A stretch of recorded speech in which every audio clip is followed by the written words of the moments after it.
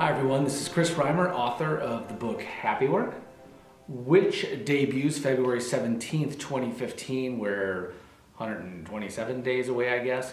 Welcome to Happywork TV episode 1.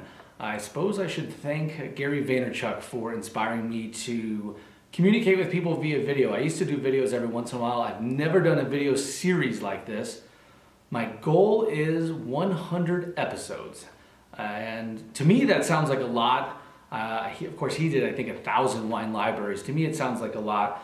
I'm reading this book by Chris Guillebeau, right there on my shelf, called The Happiness of Pursuit. In it, there's this guy, Nate, who decided to walk across America from Maine all the way to San Francisco, and took him 7 or 7.5 months, and he said that, of course he ran into issues and it was hard, but he said pretty much it was just wake up every day and walk, put one foot in front of the other. So I'm trying to take that advice, and I've got episode 1 here that we're doing, and there'll be another 99 at least. So that is my goal.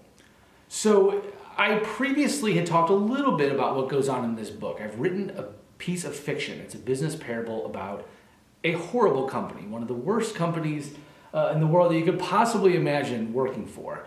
And what happens is the company's failing, and they have a bank deadline that they're going to have to meet. They're going to have to make some huge payments, or the bank's going to take the business. And the second generation owner doesn't want to see that happen. He's got it pretty cushy. He makes a lot of money.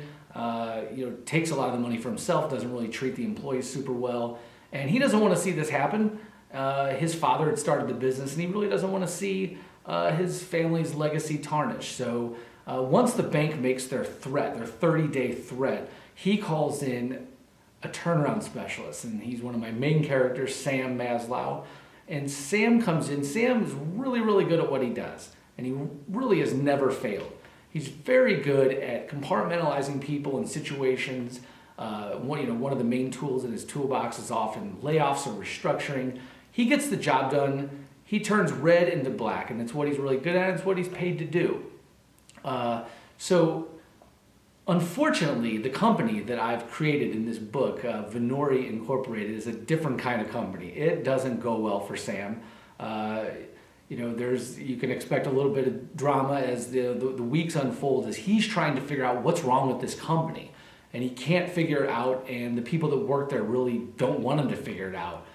They fight him tooth and nail, and he just runs into a lot of apathy and ugliness and meanness, and it actually changes him over time.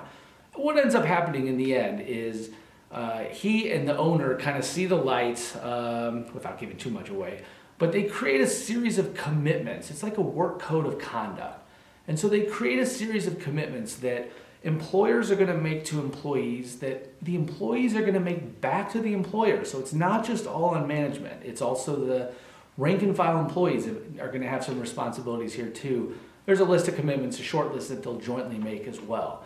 And so what I wanted to do with Happywork TV, at least the first 40-something episodes, is go through each of the commitments and kind of just let you know what they are and where my brain was when I came up with it. So if you'll forgive me, the first one, I'm going to read it real quick.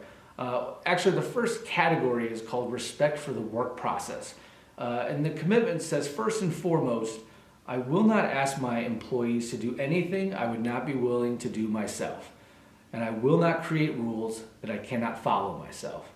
I realize that acting in such a manner destroys employee morale. So that's an employer commitment to the employees.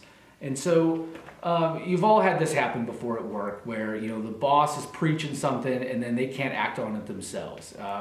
There's a story in the book where the boss is, for some reason, all upset because some of his managers are coming in a little bit late. It absolutely does not matter that they stay late. It doesn't matter. They're not getting there on time, and he just feels like things are a little out of control. So he says, get here from now on at 8 o'clock sharp. That's when we start. And the next day, of course. The next day, the president doesn't show up on time. In fact, he shows up almost 2 hours late. And when employees see stuff like that, you can only imagine how it makes them feel. Now here's the counter to that argument. It's like, hey, this job is not a right. It's not a privilege. Just you decided to be here. Quit anytime you want.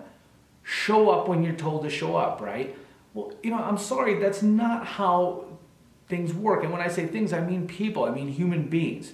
So you can tell someone to do something, but it's much better if you can get them interested in the idea of doing it. And so, if managers of a company jump out and start, packaging up shipments when things are really busy, the employees that work in the warehouse will see that and realize that we're all in this together, and they'll work extremely hard for you after that. If you never show up out there and you make people just work extra late and you never pitch in on those tasks that frankly are above you, or below you, I should say, then you're not going to really build very good employee morale. So in this particular case, I've had this happen on more than one occasion, and I'm a human being. I simply cannot help myself when I start to feel negatively towards the boss who can talk a good game but can't live it themselves. Congress does this a lot too. Congress creates laws for us and then they exempt themselves. They give themselves a better deal. Well, they write the laws. They literally create the laws of our country and they can exempt themselves from it, probably because they know that they can and probably because they can create a better life for themselves. Well, the people that run companies will do this too quite often, and I can tell you from firsthand experience it is not a good idea, so that's why I included it as my first commitment in this work code of conduct that is in my new book, Happywork. Again, we're debuting on February 17th, 2015. If you go to happyworkbook.com, you can place your order now. I would greatly, greatly appreciate it. I promise future episodes of Happywork TV will not be quite this long. I wanted to just explain what I was doing, but you have been watching Happywork TV, and I really appreciate it. I'll see you next time. Thanks.